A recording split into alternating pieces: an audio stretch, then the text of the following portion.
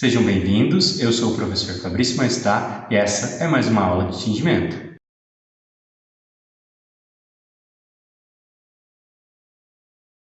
Na aula de hoje, realizaremos o tingimento de tecido de poliéster com corante disperso. O corante disperso ele tem características particulares. Primeiro, pelo fato de ser o único corante que sublima. Segundo, é um corante que é parcialmente solúvel e há uma necessidade de fazer com que esse tingimento ocorra em alta temperatura para que a fibra ela possa então ter suas cadeias deslocadas para que esse corante possa ser absorvido ou abaixo utilizando cargas. Nesse caso, o nosso objetivo é fazer uma curva de montagem verificando a que momento cada um dos corantes que compõem a tricromia eles são absorvidos pela fibra. Para esse tingimento será utilizado os seguintes materiais: proveta, Becker, balão volumétrico, pipeta, espátula, tecido 100% poliéster, ácido acético, igualizante, umectante e ainda dois corantes do tipo disperso, o corante amarelo e o corante vermelho disperso.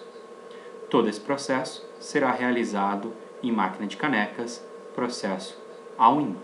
Para esse processo do tingimento de poliéster com corante disperso, amarelo e vermelho, foi utilizado 60% de corante amarelo, 40% de corante vermelho, tendo assim uma solução mãe que pode ser empregada em todo o processo de tingimento de forma igualitária. Para o processo de tingimento desta prática, serão realizados 7 experimentos em artigos de poliéster. Todos apresentam a mesma massa. A massa do artigo a ser tinto é de 1,25 gramas. Os produtos a serem utilizados são o umectante. A quantidade de umectante é de 1 ml por litro. O igualizante será utilizado também 1 ml por litro. Será utilizado ácido acético para que o processo de tingimento tenha um pH de 5. O processo será realizado com dois corantes, o corante amarelo. Nesse caso, nós vamos utilizar o amarelo disperso 2,1 e vamos utilizar um corante vermelho. Nesse caso, o corante será um vermelho disperso 60. Também tem com seu Color Index Disperse Red 60. Esses então serão os produtos utilizados para esse processo de tingimento. O processo ocorrerá a um RB de tingimento de 40, a temperatura de tingimento será de 130 graus, pois não utilizaremos carriers para esse processo, e o volume, então, do processo para cada amostra será 50 ml. Como eu já havia dito, aqui nós utilizaremos uma quantidade de 1% SPM de corante, sendo que 60% dessa quantidade será do corante amarelo e 40% será do corante vermelho, tendo então o corante amarelo 0,6% SPM de corante para esse processo e o corante vermelho 0,4% SPM. E para o processo em si, como já mencionado, ele será realizado por processo all-in, onde o objetivo será fazer uma curva de montagem. A curva de montagem ela é importante para que a gente possa entender como esses corantes eles estão se comportando e como que esses corantes eles estão sendo absorvidos pela fibra. Então, esse processo ele ocorrerá numa temperatura de 130 graus Celsius. Aqui nós temos uma temperatura inicial ambiente, em torno de 25 graus Celsius, e um gradiente de 1,5 graus Celsius por minuto. Nós temos então as inserções de todos os produtos nessa primeira fase, como um processo all-in. Depois disso, nós temos que a 30 graus Celsius, aqui nessa rampa, nós vamos retirar uma amostra, então são 7 experimentos. Esses 7 experimentos são colocados todos na máquina de caneca juntos, sendo que vamos ter então 7 canecas, todas as canecas com o mesmo conteúdo, com a mesma massa de tecido, com a mesma massa de corante, com a mesma quantidade de água, então com o mesmo conteúdo em todas as canecas. E nós vamos ter alguns pontos onde nós vamos fazer essa retirada dessas canecas.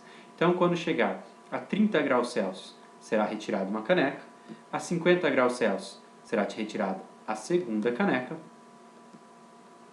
quando chegar a 70 graus Celsius, uma outra caneca é retirada, quando chegarmos a 90 graus Celsius, outra caneca será retirada, a caneca número 4, depois nós vamos ter a caneca a 110 graus Celsius, depois vamos ter a caneca a 130 graus Celsius e depois nós vamos ter nossa última caneca, a última caneca que será a 130 graus Celsius após 30 minutos. Esse processo, então, ele vai nos dar uma ideia de como o corante está indo até a fibra. Em cada uma dessas etapas, então, serão retiradas essas canecas. E qual a quantidade de corante que está sobrando também no meio. Avaliando essa coloração, nós vamos conseguir perceber o que está acontecendo com o processo. Então, nós vamos fazer uma avaliação colorística ao final desse procedimento.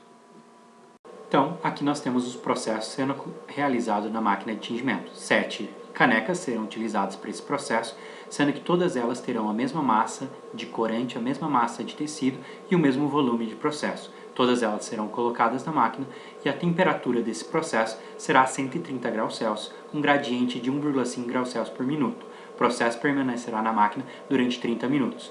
Após isso, teremos então cada uma dessas 7 amostras sendo retiradas de acordo com a temperatura estipulada. Aqui então temos o resultado de cada banho de tingimento, sendo o primeiro relacionado à temperatura de 30 graus Celsius e consequentemente cada um na temperatura indicada que foi feita a retirada do artigo têxtil. E temos então todos os artigos têxteis após esse processo de tingimento e após a curva de montagem realizada. Assim, podemos avaliar tanto o artigo têxtil pela sua coloração após o processo, como o corante que ficou no banho após o processo, de acordo com a temperatura. Então, aqui nós temos os resultados do experimento realizado, das 7 amostras. Foram feitas coordenadas CIELAB de cada uma dessas amostras, através do espectrofotômetro. Então, nós vemos na primeira linha o padrão. O padrão aqui foi utilizado branco só para podermos verificar como essa cor vai aumentando. E depois, a realização da leitura colorimétrica em cada uma dessas amostras, das 7 amostras. Então, nós temos valores de L, A, B e todas as outras coordenadas colorísticas, assim como os valores de ΔE e outros valores. O ΔE calculado é o ΔE CMC 1:1 e na parte inferior nós temos, além da posição CMC de cada uma das amostras no espaço colorimétrico, que é o gráfico cartesiano, nós temos também a refletância, indicando cada uma dessas amostras o que vai acontecendo com elas. Mas para que possamos avaliar o tingimento em si, há necessidade de realizar a lavagem redutiva e repetir essa avaliação. Dessa forma, então, vamos realizar a lavagem redutiva de cada uma dessas amostras para que possamos entender, em relação ao aspecto da cor e da quantidade de corante que sobra no banho, o que ocorre no tingimento de poliéster usando corante disperso. A lavagem redutiva ela é importante para retirar todo o corante que ficou na superfície e não foi absorvido pela fibra.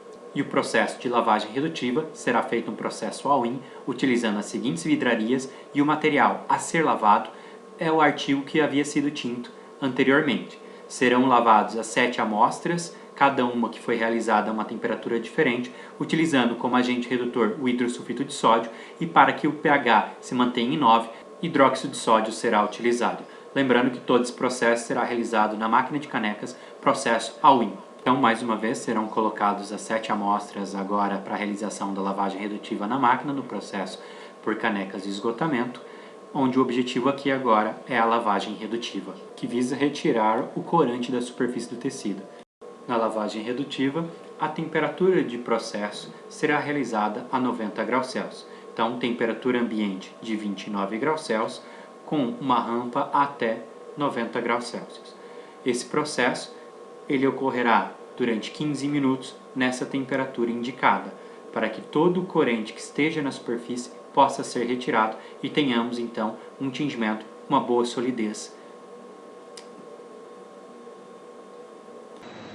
Após esses 15 minutos, fazemos a retirada de cada uma dessas amostras, tendo então o artigo lavado e o banho também, que pode ser analisado após esse processo para verificar o quanto de corante havia se ligado ao corante e quanto de corante estava apenas na superfície do artigo têxtil.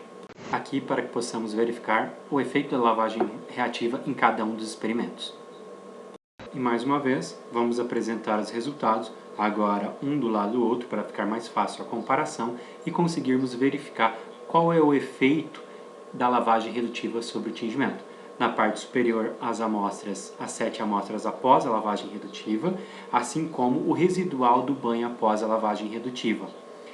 Teremos então, na parte inferior do vídeo, as amostras sem a lavagem redutiva e com a coloração que cada uma delas estava.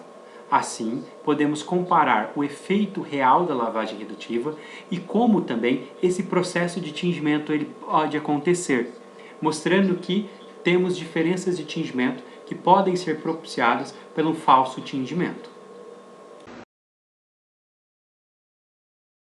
Da mesma forma que foram realizadas as avaliações colorimétricas no artigo antes da lavagem redutiva, após a lavagem redutiva também foram feitas todas as análises colorimétricas, sendo na amostra 1, 2, 3, 4 até a 7. Lembrando que aqui nós temos as coordenadas LAB e todas as outras em relação a sempre aqui o cálculo feito em CMC. E levando em conta também que o padrão, neste caso, foi feito com o artigo branco. Então, nossos valores de deltas sempre aqui estão levando em consideração o artigo branco. O que pode ser feito no caso do relatório é levar em consideração o artigo antes da lavagem e após a lavagem e fazer a avaliação em cada um desses pontos, de acordo com aquilo que se espera do objetivo da prática. Após a realização do experimento e a apresentação dos resultados, podemos então fazer o relatório.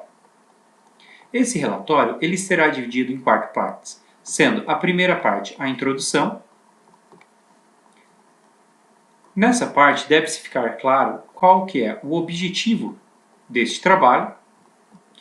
Deve-se apresentar de forma clara e sucinta qual o tipo de tingimento, corantes utilizados, característica química deste corante, assim como a matéria-prima e a sua estrutura. Após a introdução, deve-se fazer, então, a apresentação dos materiais e métodos.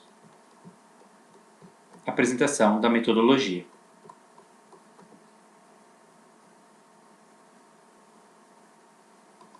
Aqui deve-se apresentar quais foram os produtos utilizados, as técnicas empregadas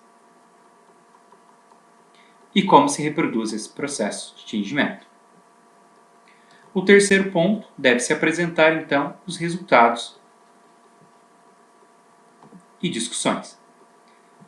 É importante que essa discussão ela seja feita levando em consideração comparações entre o processo, tanto entre a matéria-prima apresentada quanto o residual do tingimento.